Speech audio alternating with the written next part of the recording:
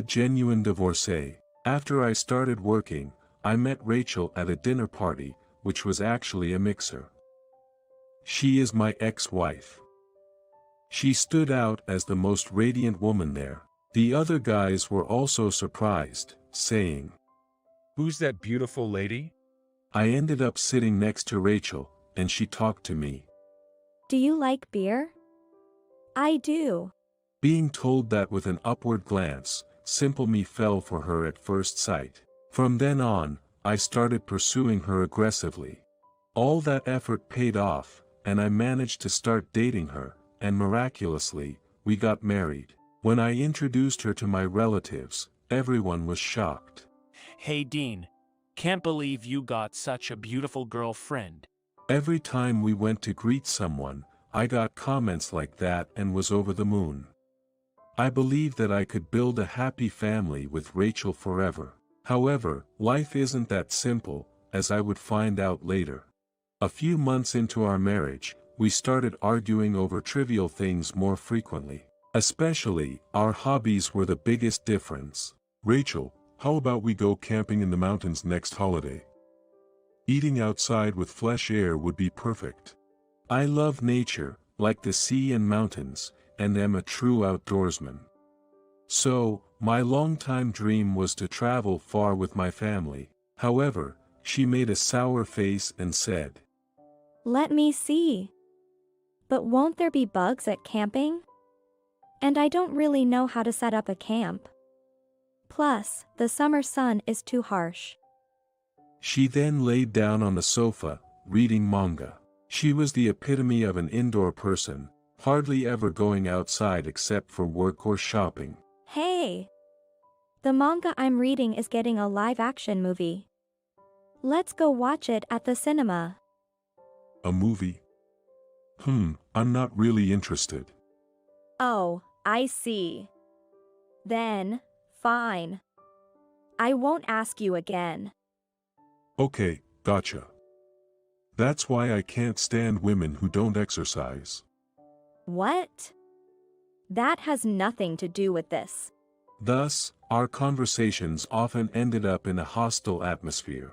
Because of such daily occurrences, the stress kept building up for both of us. We got married in a whirlwind romance after dating for only half a year, but I started regretting not understanding each other better before proposing. Probably, she was thinking something similar. Once we both started thinking that way, it was the end. As the frequency of our arguments gradually increased. We can't go on like this. Let's get a divorce. Rachel said, and I replied. Yeah. Maybe that's better for both of us. It was a tit-for-tat situation and led us directly to divorce. Later, when we calmly discussed the official divorce, both of us were firm in our decision to split. It seemed like ending our marriage was indeed the best choice. We divorced smoothly, without much conflict. Since our marriage lasted only about a year and a half, I wasn't particularly sad and continued to live my life peacefully. Then, one day, at work, my colleague Paul tapped me on the shoulder. Hey Dean, are you free on the upcoming holiday? I'm organizing a barbecue with some friends. You're off, right? Friends? Yeah, my college club members. Seems like everyone's bringing acquaintances from their jobs and such. Then, leaning closer, my colleague whispered. There will be lots of girls. You might find a nice match, you know? It's been 3 years since you split with your ex. Time to move on to a new love. Prompting me to grab him by the neck. Idiot. I've got no lingering feelings for my ex. And I'm fine without a girlfriend for now. But I do love barbecues, so I'll come.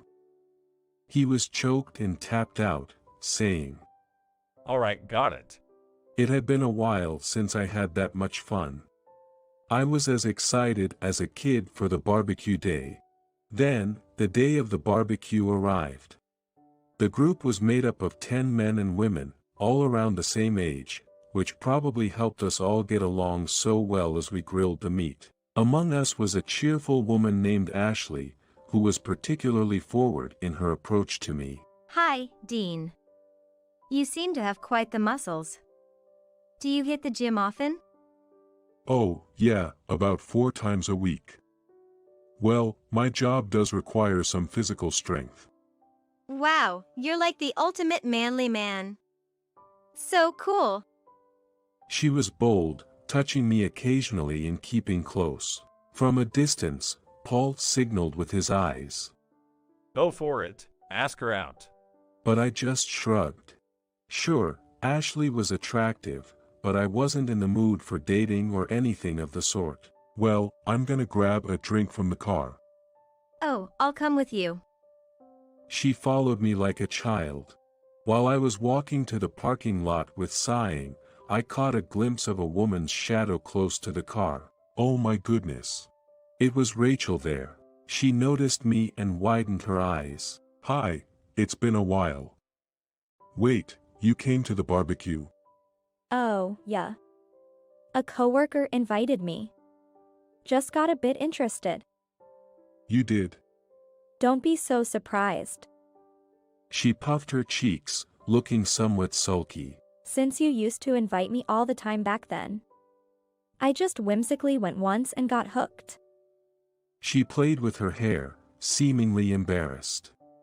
That gesture was so familiar, it made me smile unwittingly. Come to think of it, I watched that movie based on the manga you used to read a long time ago. Really? You went to the cinema? Yeah, it's kind of my new thing. They're doing a sequel, right? Rachel and I got talking about the movie. It was surprisingly enjoyable, unlike anything we had experienced before our marriage. Perhaps both of us had gone through some changes after our divorce. Can I go back now? I had completely forgotten about Ashley, so I apologized and parted ways with Rachel. That beautiful woman, who is she to you? Could it be your acquaintance or ex-girlfriend? No, my ex-wife. She looked shocked when I said that. Really? Why don't you try getting back together? That's sudden. You know, you two seem to be having fun. I could tell her enthusiasm had waned. After that, at the barbecue, she stopped making bold moves towards me. I felt somewhat guilty, but Rachel's presence lingered in my mind. As I grilled the charcoal with a gas burner, I felt my emotions were just like these charcoals. It felt like reigniting a flame, perhaps the beginning of something new with Rachel. Although life went on as usual for a while, one day, I bumped into Rachel again in downtown. I was heading to a movie alone, and incredibly, she was there for the same movie by herself. Surprised by the coincidence, we ended up watching the movie together. Sitting side by side, I felt oddly restless, or even impatient. Thankfully, watching a movie doesn't require conversation, but it was strangely exciting, and I couldn't concentrate on the story at all. After the movie, we went to a cafe for some coffee, and talking with her felt fresh and really enjoyable. Despite thinking I'm too soft, I couldn't bear the thought of saying goodbye just yet, so I asked her if we could meet again. I probably turned bright red. Rachel laughed at me and said, Sure, once in a while. After that, I suggested doing things she would have definitely refused before, like fishing in the river, and although I had no interest, I even went to a cat cafe because she invited me. It was a huge step forward from the me during our marriage. We were like an odd couple, but we began to enjoy sharing our different values, and more than anything, I felt happiest when I was with Rachel. It's funny. We laugh more together now than we did before. When I said that, Rachel laughed and agreed. After our divorce, I kept complaining to my friends about you, but one of them told me I've always been too selfish, and got mad at me instead. That made me want to reflect on myself and become a better lady, one who's experienced more. A better lady, you said? What? You're saying I'm not? No, I think you are. Her face turned red at my unexpected compliment. She made me feel embarrassed for saying it. Then, We became a couple again, and the relationship continued for 2 years. One day, Rachel told me she was pregnant, and I nearly spit out my water. Seriously. Yes. What should we do? It's been 2 months. We were silent for a while, but my mind was already made up. Actually, I had planned to tell her sooner or later. How about we give it another go? I held her shoulder and looked straight into her eyes as I spoke. At first, she seemed confused. But eventually, she blushed and said, looking down. Yes. Despite some back and forth, Rachel and I decided to remarry. Then, she informed her parents about her pregnancy. And now, I'm driving to her parents' house to tell them face to face. As I turned pale with nervousness, thinking they'd say, What have you done now? Rachel laughed at my expression next to me. We are getting back together after a divorce, and now facing a shotgun wedding situation. Telling her parents the whole truth is incredibly awkward. When we arrived at her parents' house and Rachel said, furrowing her brow, Look at that, someone's there. Then, a man walking towards us caught sight of her. And he opened his eyes widely and said, Finally, I finally found you. Please let me. He approached Rachel. She screamed in fear. My instincts as a man kicked in, and I stepped between Rachel and the man, yelling with all my might and taking him down with a straight punch. Then I held his back. I'm actually a police officer. I never skipped my workouts, training daily to fight criminals. I even participated in a national college tournament, though I lost in the first round, and have been recognized in police jiu-jitsu tournaments. Subduing a frail man was a piece of cake. Rachel, call the police, I said, choking the struggling man. Wait, Dean. Could it be Morgan? It's Morgan, right? Do you know him? The man named Morgan nodded repeatedly, tapping my arm in pain. Sorry. I didn't mean to throw you down and choke you. I apologized profusely. Morgan said. No, it's my fault for suddenly showing up. Hearing Rachel scream and him saying, Please let me, I mistook him for a stalker. But after listening more, it seemed he wanted to say, thank you. For something. Did I completely misunderstand that? I felt like I wanted to crawl under the rug. What's the relationship between you guys? When I asked them, Rachel answered. He's a childhood friend of mine. But actually, it's been a while, right? You were in England or somewhere, weren't you? Rachel asked Morgan and he nodded, saying, Yo, I came today because I've wanted to say thank you for something I never got the chance to since that time. To me? For what? It seemed Rachel had no clue, but he continued without hesitation. It's an old story, but remember when my house caught fire during my first year working? I inadvertently cut in with a fire. Yes, at that time my grandmother, who had trouble walking, was inside and couldn't get out in time. Rachel was nearby and saved her. Is that true, Rachel? Yeah. Well, I just happened to be near Morgan's house, so I could rush over immediately.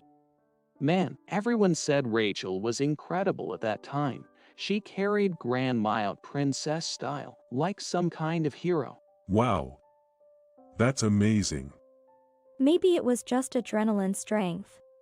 What are you talking about? Rachel, you were in the wrestling club, right? I never beat you in arm wrestling. Really? I've never heard of that. Embarrassed, Rachel playfully smacked Morgan, saying, Don't bring that up. It turned out she was originally quite the athlete. However, she tried to hide her rough past while polishing her feminine side after entering college. Anyway, I learned about the fire while I was in England, and since Rachel had moved to New York, I never got the chance to thank her. Then I asked her mom when she would be back, and she said today, so I came over. Morgan explained. Hearing the whole story from Morgan made me feel really sorry. Rachel, you're amazing. I'm proud of you for doing something like that, and yet I called you a woman who can't exercise. I felt ashamed of my words and actions and apologized again. Rachel smiled. It's okay. I never really talked about myself either. Back then, I couldn't accept your kindness. Let's try to understand each other more from now on. You guys are really sweet. Morgan teased, raising an eyebrow, which got him another light smack from Rachel, and the three of us laughed. After that, we apologized to our relatives for the trouble and announced our remarriage, but everyone blessed us, saying, It's great you two got back together. Then, the baby in Rachel's belly was safely born, a healthy boy we named Joe. We hoped he would always move forward, no matter the difficulties. Seeing their grandson, Rachel's parents cried tears of joy, exclaiming, Our first grandchild. So sweet. Later, we bought the house with a yard we had always dreamed of. Today is the barbecue party to celebrate. All right, let's grill some meat. Leave the preparations to me. Rachel said, rolling up her sleeves to start the charcoal. She had become quite the barbecue expert. Despite everything that's happened, I feel truly happy to be with my family under the blue sky,